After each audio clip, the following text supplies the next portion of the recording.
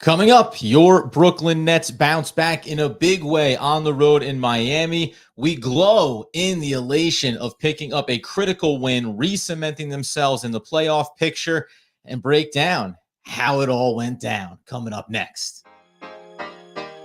You are Locked On Nets, your daily Brooklyn Nets podcast. Part of the Locked On Podcast Network, your team every day.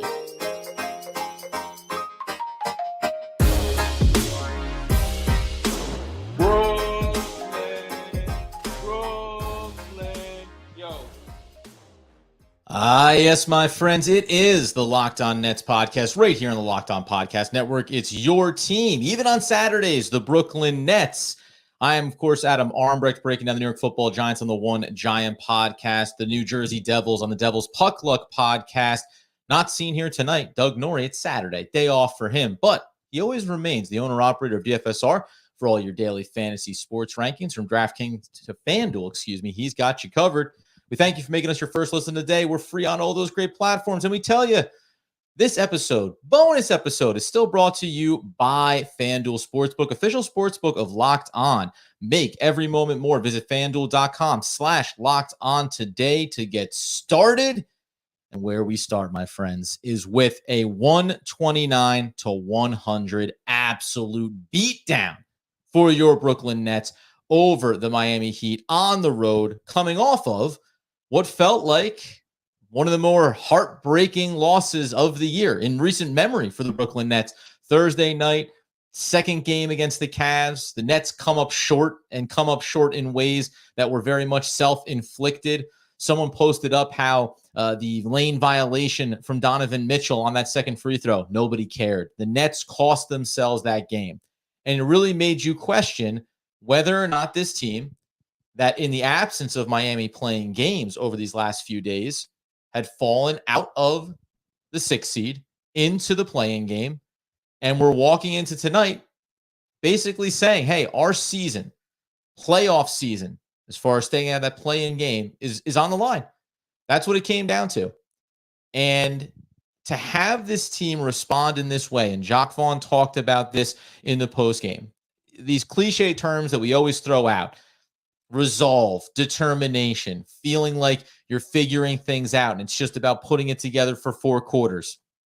They are always cliche until they pay off, and until they pay off in big ways with big performances. So we're going to go through some of the things that I think mattered, high-level stuff here. Mostly just that, just when you think this team is going to pack it in for the season, and Doug and I talk about this all the time, as soon as we think we have something figured out about this Brooklyn Nets roster, they go ahead and give you a performance like this.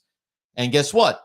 We won't get into it, but tomorrow, equally as critical a game, because all of the excitement and elation and the afterglow of this win can very quickly go away if they don't turn around and get another critical victory, as was said on the broadcast, a mere 20 hours after they concluded this absolutely incredible win. So 40-34 now. 13 and a half games out of first. Still a chance? Not so much, but a half game up on Miami. And we've talked about before the schedule down the stretch, why there are some very winnable games for them. And hopefully it can result in Brooklyn hanging on to that 6th seed and not having to worry about getting into a play-in scenario, getting yourselves into a matchup, and just feeling good about the way you wrap up this season. By the way, still a game and a half now behind the New York Knicks. Is that completely off the table? Nothing can be off the table with this team when we honestly talk about what they accomplished. So let's tap into this one. I'm gonna be honest with you, man. I sat back and enjoyed this as a pure fan. I did not get concerned about, every little detail that we were going to discuss potentially. I just wanted to watch this game and see if this team could muster it. There were some key changes that got made here by Jacques Vaughn. Seth Curry was not available. We're going to talk about Edmund Sumner and his performance. We're going to talk about the guys that have been playing consistent: Mikal Bridges, Spencer Dinwiddie, Nicholas Claxton. And then we're also going to talk about some of the step-up performances, Day'Ron Sharpe, obviously, and a guy who we just talked about on the last episode to close out the week, Cam Johnson, waiting for him to get across the line here and show us something, as we know there's a contract looming. End of the day, I don't have the exact number in front of me. What I am going to tell you, though, is after the Brooklyn Nets came out of that first quarter 36-28, They went on something like a 90, I'm going to call it 94-46 run, something in that neighborhood. They absolutely shut down the Miami Heat from a defensive perspective. And these are the moments and the things you talk about the third and fourth quarters, 18 points and 13 points respectively. Obviously, this one is sealed, at one point along the way there in the fourth, so you can dismiss that if you want. And it's a game where they had to go toe-to-toe in that second quarter, outscoring Miami 37-33. We know the key moment, we'll talk about it, with Sumner there and what that felt like something of a spark heading into halftime.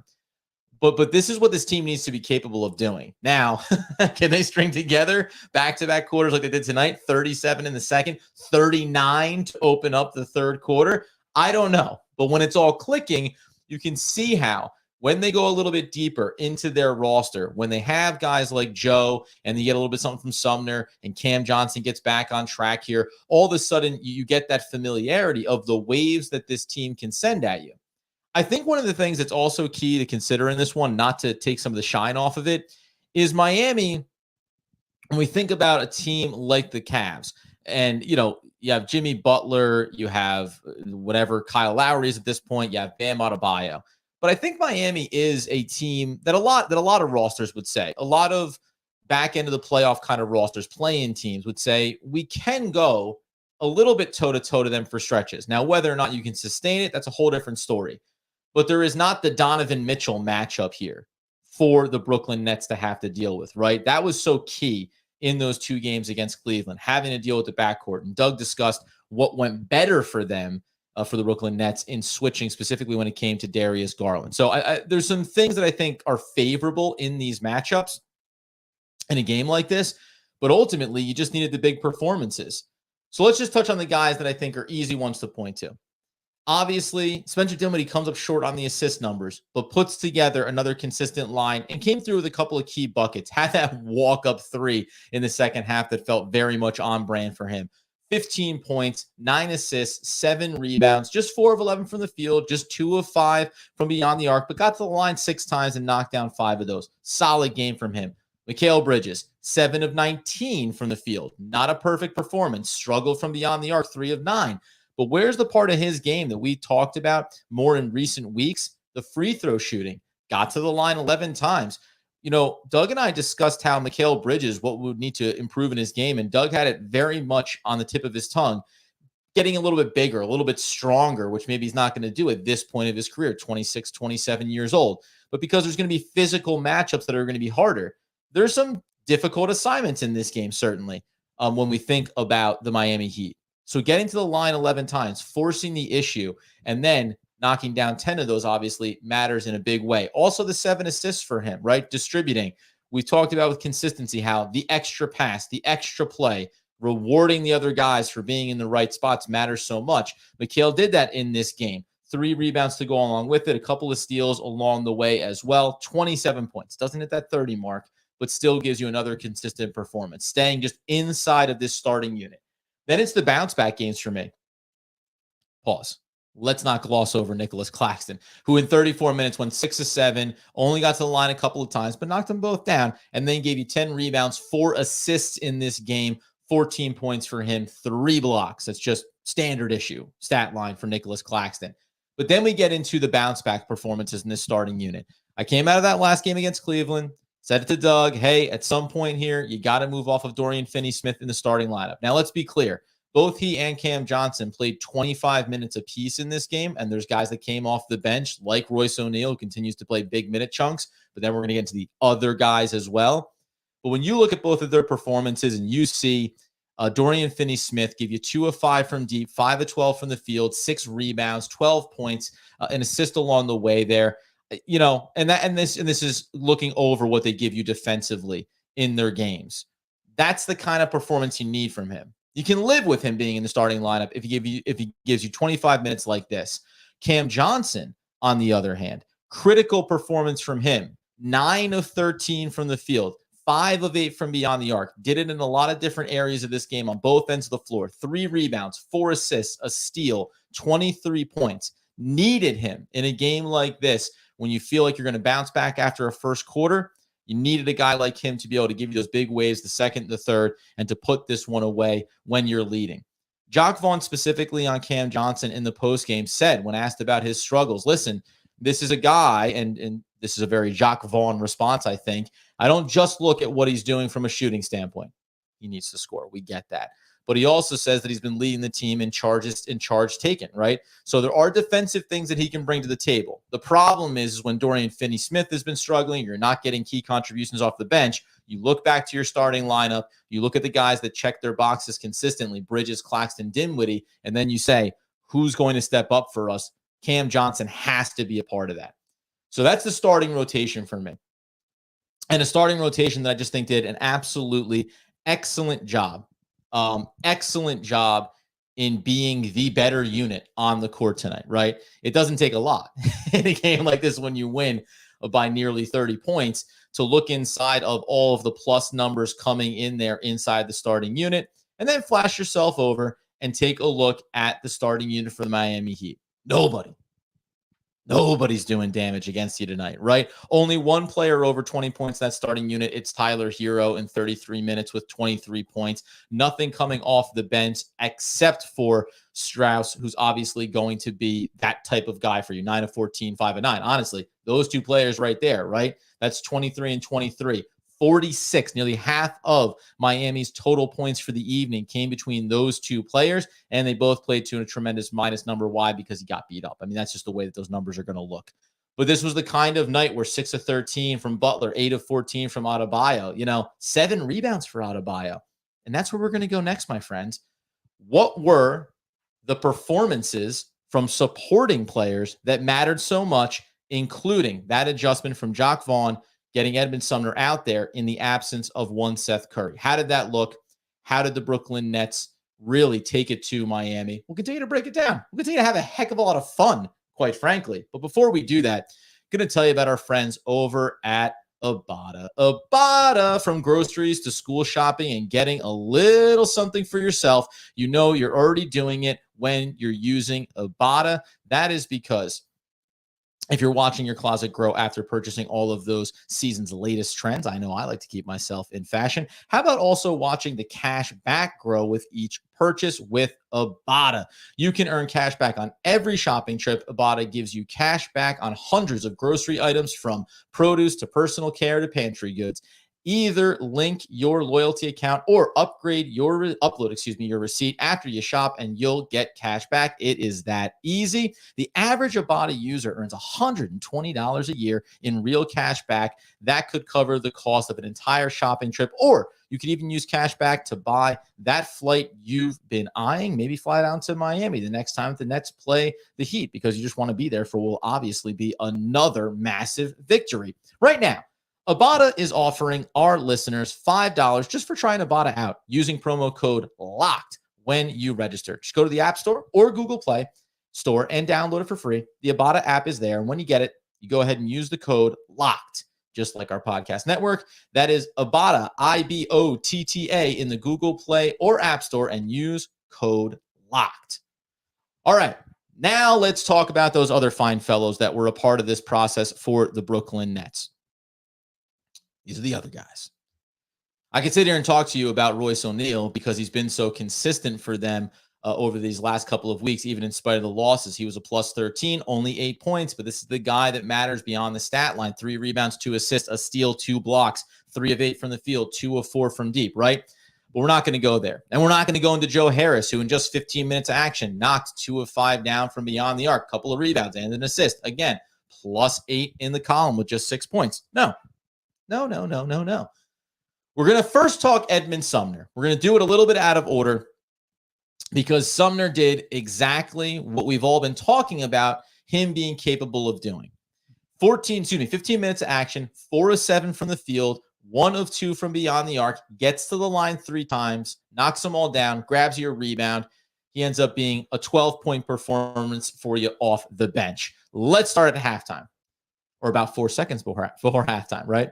When he does the thing that Doug and I have always talked about. Here's a guy that sometimes just plays too fast for basketball, except when you have 4 seconds and you want to inbound it and not let him go midcourt and then try to pull up a heave. No, he'll just go ahead and take it all the way to the rack and actually have a little bit of time to spare if he really wanted it.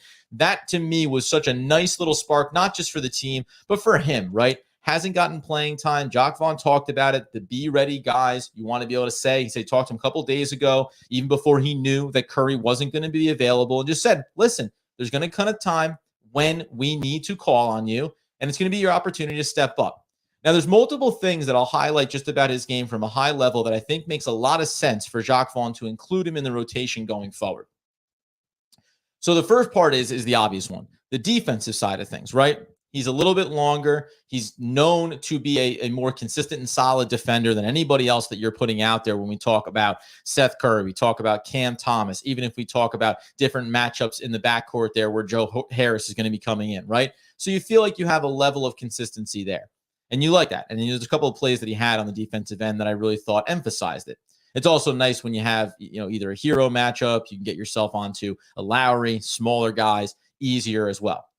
But offensively, I thought one of the really interesting things in watching his game is that, unlike when you think about so many of the other players, positionlessly, right?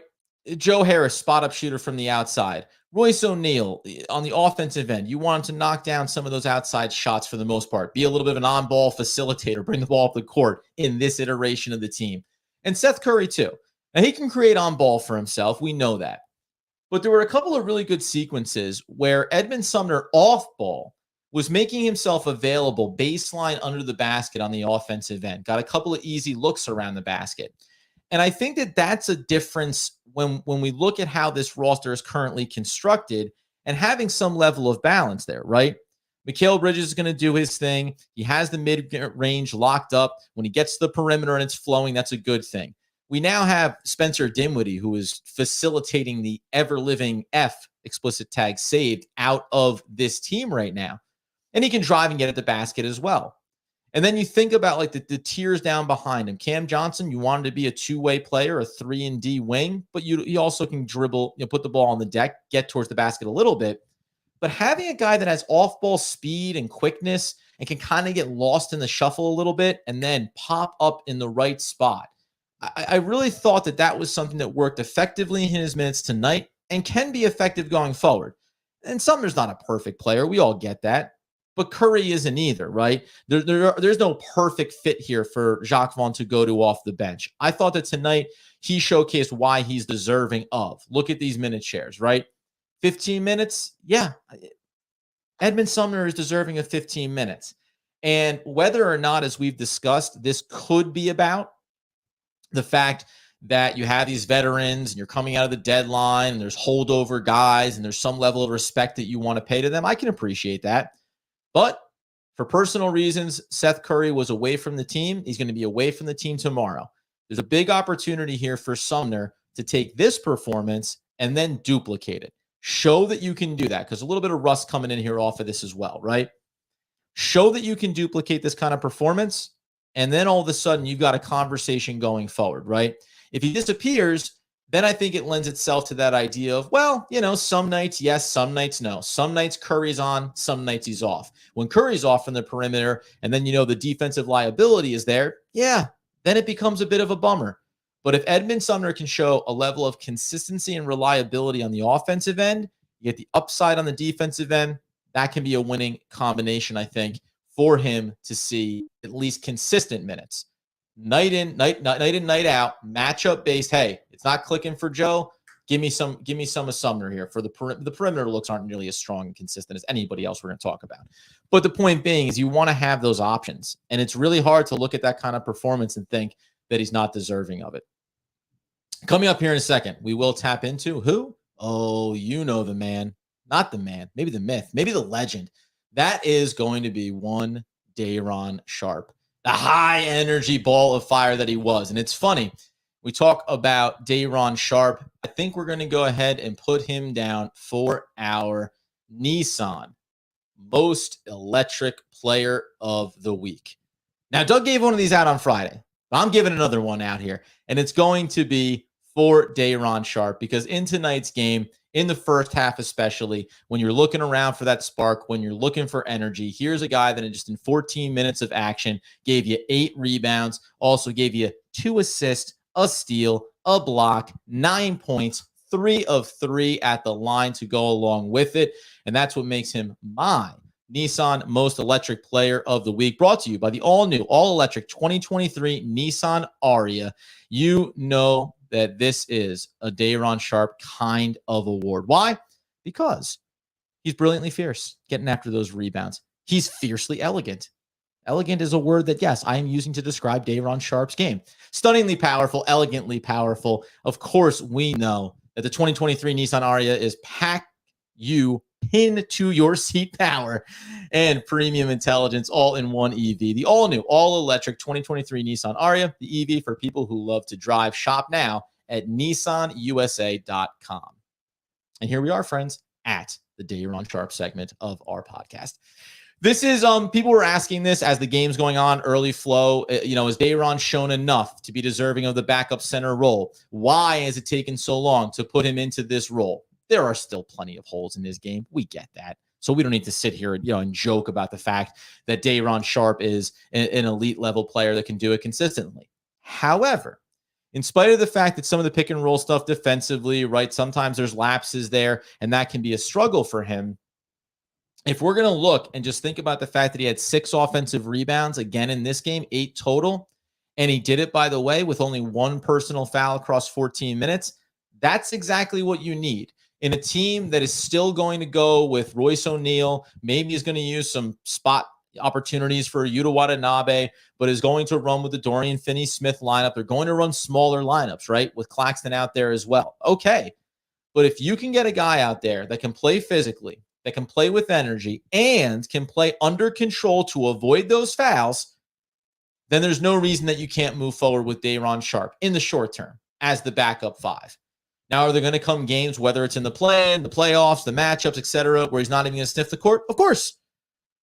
But the fact that he's now been able to put this together here for a couple of games, I actually think is important. And I'll take it even beyond what we're talking about in the short term. But just to be clear, now, by the way, 5-game losing streak before they got this win here. But you look at his performance. What matters most? That he's gotten to the free throw line across these last 4 games. 3 out of the 4, he got there 3+ times. And in those 3 games, he knocked down 3, all of them, or 3 out of 4, right? So the free throw shooting is there. That actually kind of matters for a team that doesn't necessarily have that reliability and consistency with Claxton, who has been good at the line on the back half of the season comparatively to the start. He's been improving in that area. It's also important that this, again, is a player that is now giving you rebound totals of 8, 11, 5, 4, 4 across the month of March. Yes, there is a 3 in there that I skipped right over. But you just want to have that type of opportunity for a guy that can come in, bang some bodies, and stay on the court. The most important stat that I can give you in this month of March is after that game against New York, where he played just 22 minutes but had 5 fouls. Since then, only 8 minutes against Denver. But in a 30-minute performance against Milwaukee, only had 1 personal foul. 2 personal fouls against Cleveland in the 20 minutes there. Second game against them, 2 across 14, and then 1 tonight in 14 minutes against Miami. This is about the learning process, right? Like, that's all that this is for Day'Ron Sharpe, in my opinion. It's a great game tonight from him. You love the energy. It's 14 minutes. We're not overstating anything. But in the old arc of a player that needs to continue to improve in order for us to think about him being a part of the team beyond 4 games, 5 games, beyond the rest of the season, this is what you need. That's it. It's just important to highlight that, I think, and just note that he came in and did what was asked of him. Now, that being the case, the other big thing that I think we'll just close out on here, because I didn't know how long this was going to go. I'll hop in to the live chat. We'll have some fun with it, obviously. It's just, man, it's a win. It's a critical win. It might be easily the biggest win of the season, the most important win of the season. We'll have to dial back and think about, like, where does it stack up? Not relative to expectations of winning championships, but just relative to the moment, the matchup, and what it could mean going forward. But just to remind everybody, it's only going to matter if the Brooklyn Nets turn around and win tomorrow. Because you got this half-game lead now in wild card. Thinking about, NFL, thinking about NHL, any number of sports, not the NBA. You have this play-in scenario there for you, and now you grab this critical win. Now you get at Orlando. So yes, it's a back-to-back, but you're staying down in Florida, so it's a little bit easy there. And then you're going to come home for the 4-game homestand with Houston, Atlanta, Utah, and Minnesota. If you don't go out and win tomorrow night's game,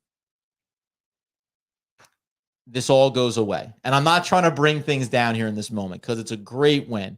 And it's just symbolic of what this team is capable of. But you got to go out and get this win tomorrow.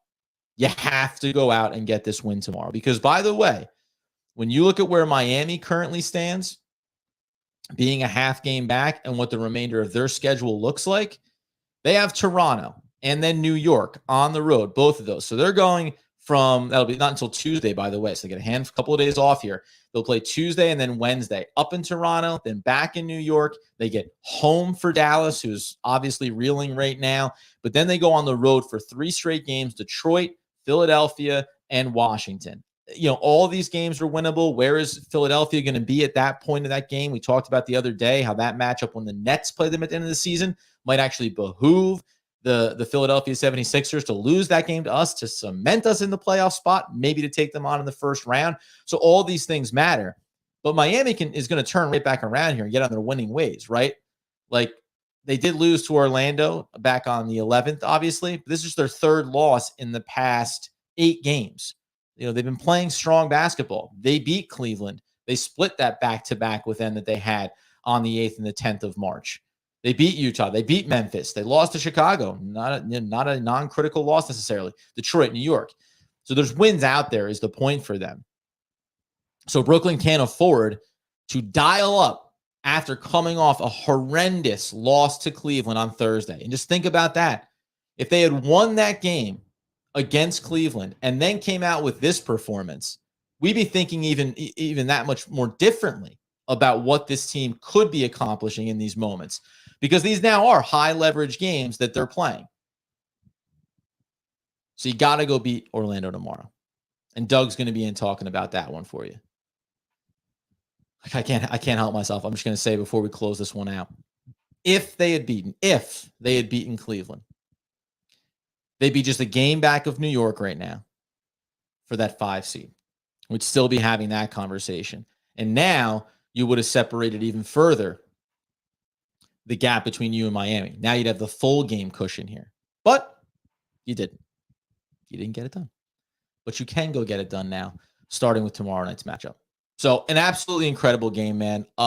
Like I said, the thing that you love about this is the consistency from Mikal Bridges, from Spencer Dinwiddie, from Nicholas Claxton, guys that have been playing consistently for you.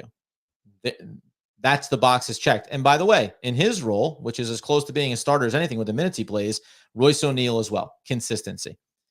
But then the bounce back performances from Cam Johnson, from Dorian Finney-Smith, and then the contributions coming in off that bench. Edmund Sumner gets a chance, takes full advantage. Day'Ron Sharpe trying to continue to build and grow a role for himself. Even Joe Harris in those very few minutes, a couple of triples, great. Just be that guy that knocks down a couple of threes when you need them and help bury a team like Miami, both vying to avoid that play-in tournament where, as the 7th seed, yes, 2 games to win 1, but where you certainly change the perspective of how you go about accomplishing, checking the box of making the playoffs. My friends, we will be back again. I'm going to probably pass off the baton to Doug Norrie tomorrow following the Orlando game. When they take care of that, he'll come in and describe how amazing it was that the Nets came off of 1 win in Florida and then doubled down with another one and continue to further cement their position in that 6th seed. We will be over on YouTube, just like we are right now. So make sure you go over there and subscribe and turn on the alerts so you know when Doug goes live tomorrow night. Get us over on the podcast feed as well. And as always, when there is no Doug, there is no quote, short of saying that I miss my friend. And I can't wait until he's back here so we can keep talking all things Brooklyn Nets basketball. All right, a quick post-podcast for you guys. Thank you for sticking around. Thank you for being in the room. For some reason, my fancy little counter is not telling me how many people are in here right now, but I bet it's a lot. You guys can shout out at Locked On Nets if you want to be a part of the conversation. Obviously, we'll just hang out for a little bit here. Hey, Blah, who's been a frequent flyer, he's been here. He keeps being here. He keeps showing up like I knew he would. No Moses Brown tonight in blowout minutes. Does that mean no second 10-day contract? Yeah, I mean, listen, we talked about this coming off of the Nerlens Noel, which felt different because it's a veteran, understood expectations, right? Now, all the time in the background, you heard it from Sean Marks in recent over the past month. You heard it from Jacques Vaughn talking about Day'Ron. There's some world where it was, we have Moses here and Day'Ron, can you? Okay, looks like you can, right? And as long as you can, then maybe we don't go to Moses Brown. And you just want to get a look at him playing maybe in some practice sessions. It'll be curious. I don't think, and we said this, I think, last time too, there's nothing wrong about potentially keeping him around. He's 25 years old. There's some upside to him. Give him another 10-day contract, right? Keep him through. I don't think there's anything wrong with taking a longer look at him, even if it's not in minutes in the game.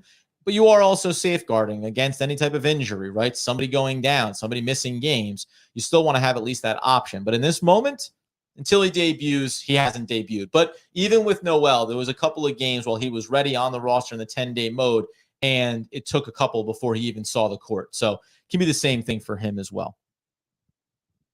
Anybody else wants to hop in there, feel free. I'll backtrack a little bit. But I mean, listen, man, there's nothing not to love about this. This was a game. Oh, it was a game that you wanted, you needed, you had to have it. Actually, didn't check out over on while we're waiting for everybody else. Let's take a look here. What do we have going on? The thing we always keep an eye on as well. Phoenix is trailing by 1 against the 76ers in the third quarter right now. Keep going down. Got anybody else good there? Whoa, 143 to 130. Atlanta over Indy. That's some buckets right there for you. Nothing else exciting in that regard over on the scoreboard outside of watching Phoenix and hoping that they don't, that they continue to fall here, right? All right, man. All right, man. If nobody else has anything else to say, man, I'm going to dip out of here. But I'm glad that everybody showed up. I'm glad that you guys were fired for it. Thank you for sticking around, obviously. It took me a while to get myself on tonight, so I'm happy for that. Here's one thing that I will point out here from, where are we? This is a good one. This is an interesting thing that I think we'll discuss in the offseason about what Royce O'Neal is for this team and whether or not, like a Seth Curry's contract will be up, do we look at Royce differently based on the fact that he went from being a guy in the starting unit when you had Kevin Durant and Kyrie Irving, moves himself to the second unit, like makes room for these other players that are being brought in. And there's no world where you can't make a very easy case that he has been more deserving of a starting role than a Dorian Finney-Smith. No complaints, adjusts his role, and continues to provide consistency. It is changing my mind just about if you can, would you? Yeah, I think so. And Doug had pointed out over, in the post-trade kind of episodes and weeks after about, next off season, next trade deadline, some decisions will get made for sure. But we've already said how Spencer Dinwiddie, man, like, do you want him to be your point guard of the future? No. But has he completely changed my perspective about what role he can fill and how adaptable he has been since coming back over to Brooklyn? Yes, 100%. So I think it's like very easy to look at some of these guys and think about the way their roles can develop. Dorian Finney-Smith is an interesting one. Can he carve out a role for himself with the length of his contract and knowing that it's a very team-friendly deal? Can he find a role for himself coming off the bench if we add a superstar, or if we get lucky with one of these draft picks and Phoenix completely dumpsters out? Can we get a high-profile enough player in the draft that it shifts some of the dynamics inside of the starting unit? Maybe. But Royce O'Neal has really been a consistent player. And so I agree with you, man, with when we talk about just thinking about what these guys can mean in the whatever short term you want to call that. It's been really good to see how Royce has played. Here's one from Gerald. Would you rather play Sumner or Curry? Oh, Sumner. I'd rather play Sumner. Yeah. Sumner's not the three-point shooter that Curry is. We all understand that. That's not a debatable or questionable or thing we need to discuss. But Sumner is longer. He's a better defender. He's better at getting at the rim, right? He gives you that explosiveness on offense. So I think the upside that he gets you is there. And then if you just think about the team overall, while guys have not been playing to their stat lines necessarily, Cam Johnson, perimeter shooter. Joe Harris has been very consistent in small minutes as far as shooting from the outside. Spencer Dinwiddie can get hot. Bridges, right? Like, so you have enough perimeter scoring right now. I fully would be leaning into the Edmund Sumner minutes over Seth Curry. And it is twofold. It's the defensive part of it, the length of it, which I think offers you a little bit more consistency and less liability on switches on the defensive end. But it's also that Sumner's younger. And by the way, he came out of this game. They asked Vaughn in the postgame, they're going to keep an eye on him. He was unable to finish this game. That is the one problem for Sumner. He is a guy that just, he gets dinged up. So that is one of the problems. Now, Curry's had his own injury, concerns here of late. But 1-to-1, I'd rather just play Sumner. He's younger. He can have a future with this team potentially as a player coming off the bench. So I'd rather just be running with him right now if it were me.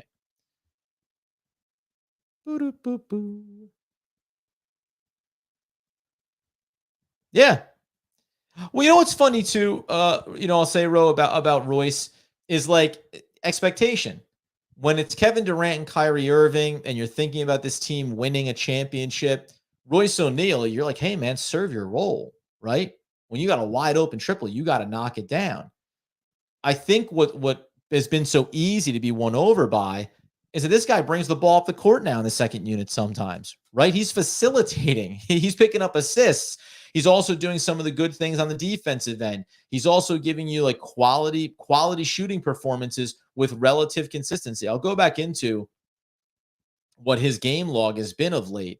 Again, a guy that's technically coming off the bench, but is also outlogging in terms of minutes guys like Dorian Finney-Smith and sometimes even Cam Johnson for that matter.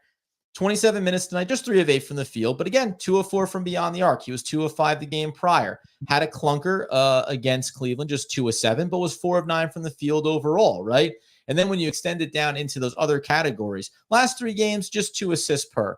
But against those last 2 games against Cleveland, mirrored stat lines, 8 rebounds, 2 assists in both those games, 3 rebounds, 6 assists the game prior, right? When you have a guy that can give you 5-6 assists per game out of that position, that maybe when needed can give you a couple of assists and really set up other players to have success, that matters. Anything close to 10 points a night with the other things that he can do for you, those are boxes that you really like being checked, or at least I like being checked when you're talking about a guy that potentially is just a veteran, 30, 31-year-old, going to come off the bench and give you some minutes. And by the time you get next year, maybe he's still around and you look at him and say, he's going to give me 15 to 20 minutes, and he's just going to be that glue guy off the bench in a way that can still matter for a team that wants to be competitive. What up, King? Would you trade? Would I trade with Memphis? I mean, I don't know. I don't know. What do we, what's the package? This isn't a bad question, but I'm going to take it away. I don't want to talk about trades just yet. I want to talk about what this team can do this season. But don't worry. I'll put that in my back pocket. We'll keep it on ice. And we'll talk about big splashes that the team could make in the offseason.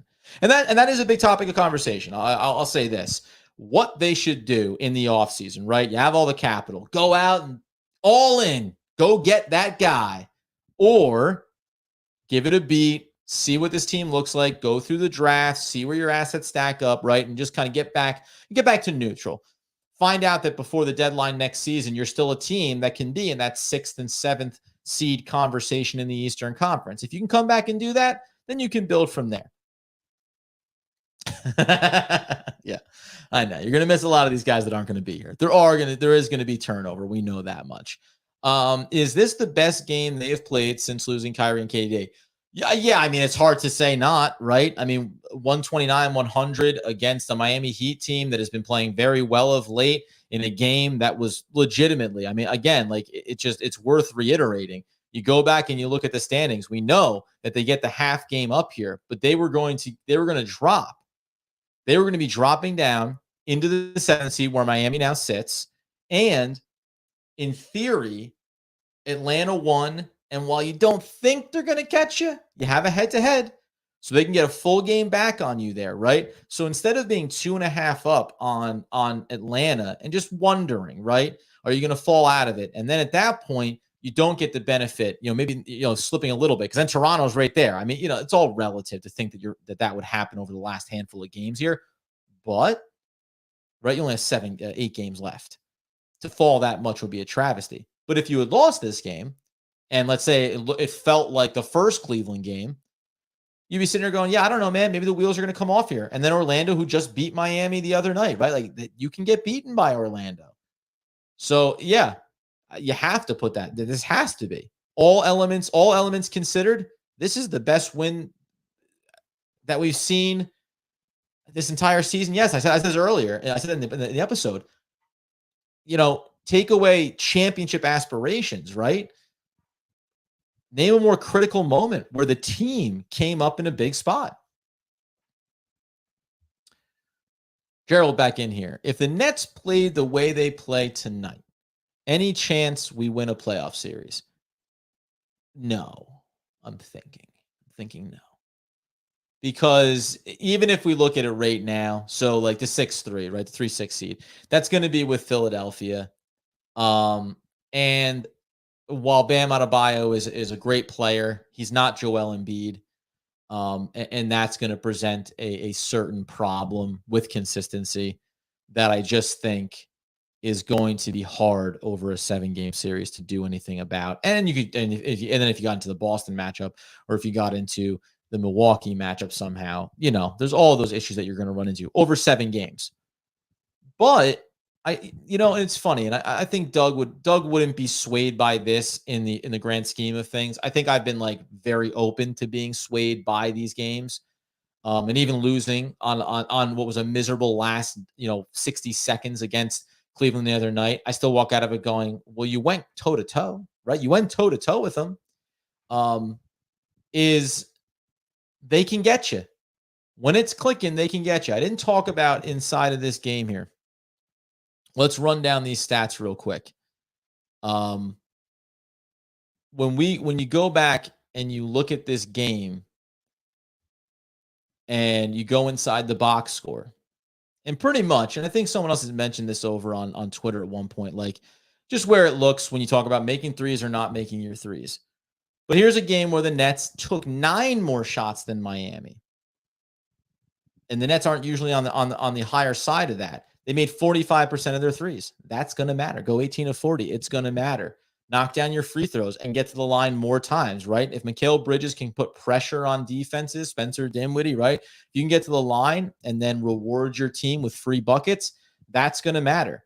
They absolutely destroyed Miami on the glass, 45-32 overall, 17-8 offensively, 28-24 defensively. So, playing neutral or above that mark is critical. That's no second chance opportunities, obviously. And then 30 assists on 44 made field goals. Again, when this team goes full 4 quarters and always makes the extra pass, always has the off-ball rotations, right? When they don't get into that ISO situations, which is easy to fall into because defenses do, they adjust. They make it more difficult for the Nets to move the ball. When Spencer Dinwiddie isn't on the court, right? Those minutes are hard for the Nets to navigate.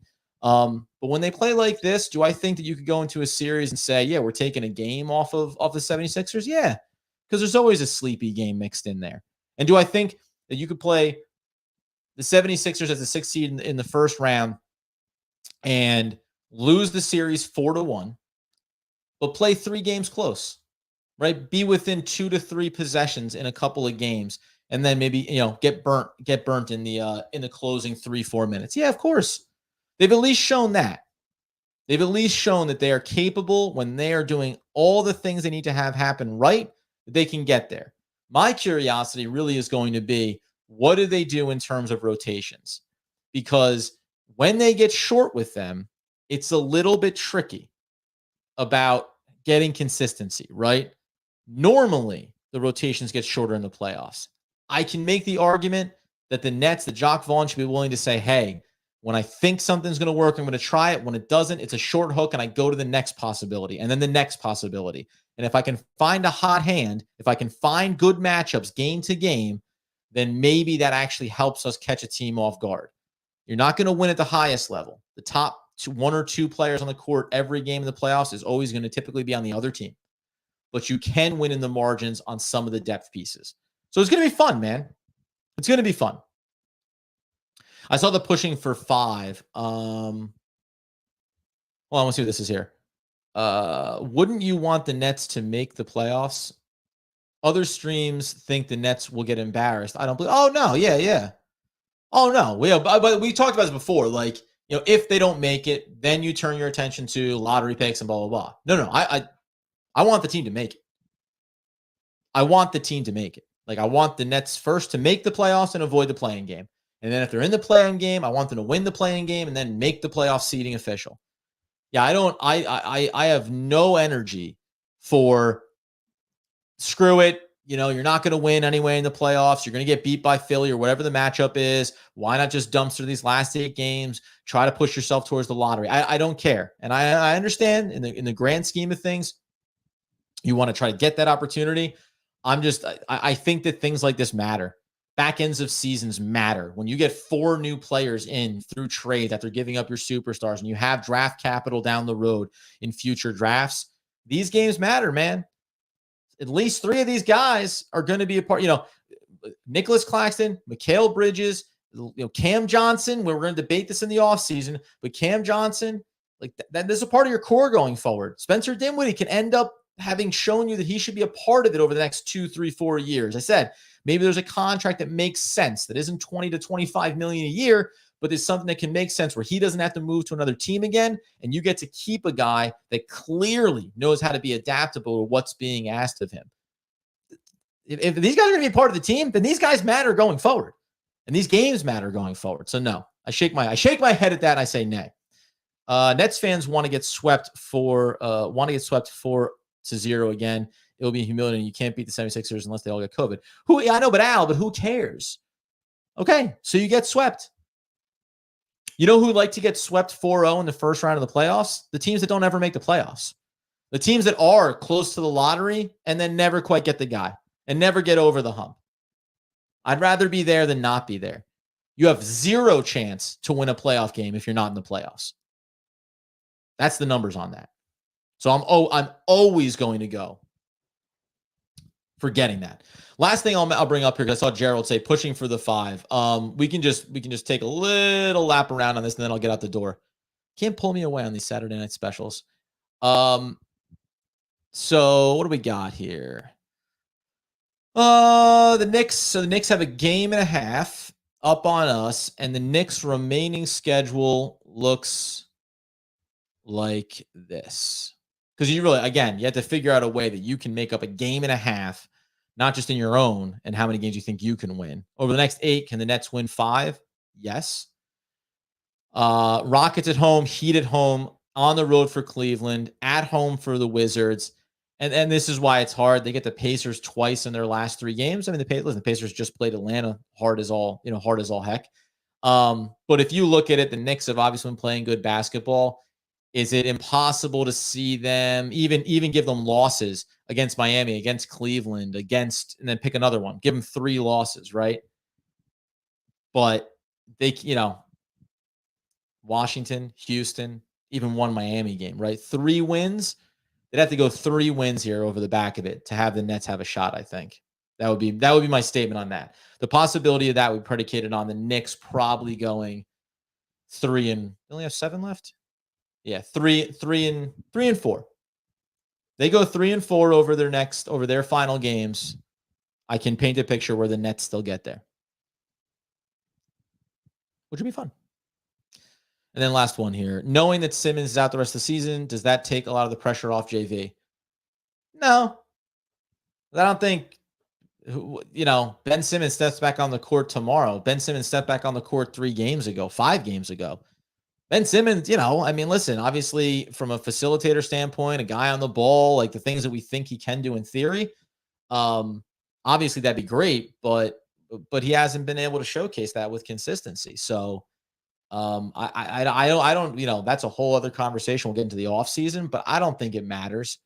Jacque Vaughn got extended, right? So I think organizationally, all the way from top down, probably for Sean Marks, for Jacques Vaughn, and for the players that got brought in through these trades. I don't think there's pressure to achieve any particular goal over the back end of this season. I think that everything that they accomplish positively is only going to bolster what the conversations look like in the offseason. Like Cam Johnson, it matters for him, right? He has a contract discussion coming up this offseason. But it seems like they're couching things in a lot of guys to learn, to gel, to figure out, and we're going to try to hang our hat on that in the post, superstar era. Do we have bad stretches where we lost 5 in a row? Of course we did. But we also have a lot of games where we had a great deal of success, right? That 5-game losing streak, yeah, we went 5-1 the 6 games prior, right? And yeah, we had another 1-6 streak there. So, there's been bad runs, there's been good runs, but they played difficult teams, right? And we said this before. Go back and look at those ones. They lost to Philadelphia. They lost to the Knicks. They beat Miami. They lost to Chicago, Atlanta. Those aren't, great. You kind of want those ones. Remember that Atlanta game, just the 2-point loss there. That one stung. But you lost to Milwaukee. You lost to the Knicks, right? You beat Boston. So you beat Denver 122-120, right? Like there are really good wins in spite of some losing streaks here. The Boston win, the Denver win, they beat Milwaukee going back there, if I remember correctly. You got the Denver one, you got the Miami one, right? So like they're showing that they're capable of going and hanging and beating some of the best teams in the league. Now it's about, can you put that together consistently? And what are the other pieces that you can go get to make that more of a consistent reality? Chill out roller coaster. I like the name. Nets versus Sixers. Sixers lose. Embiid still hasn't been the best player on a winning playoff series. Make it happen. Listen, why not? Let's have some fun. All right, everybody. Just like we always knew it, I wasn't going to go any less than close to 50 minutes here. Thank you, man, for everybody that came in. Everyone that enjoyed this. Just enjoy the win. We have said this, but just enjoy it. The Nets just absolutely trounced Miami on their home court. What else do you need? What else do you need at the end of March with the playoffs looming than seeing the Brooklyn Nets win a game like that with performances like that from players that we think are going to be a big part of this team going forward? Get us on YouTube. Get us on the podcast feed. Like I said, Doug Norrie, post-game, Orlando Magic, he's got you covered.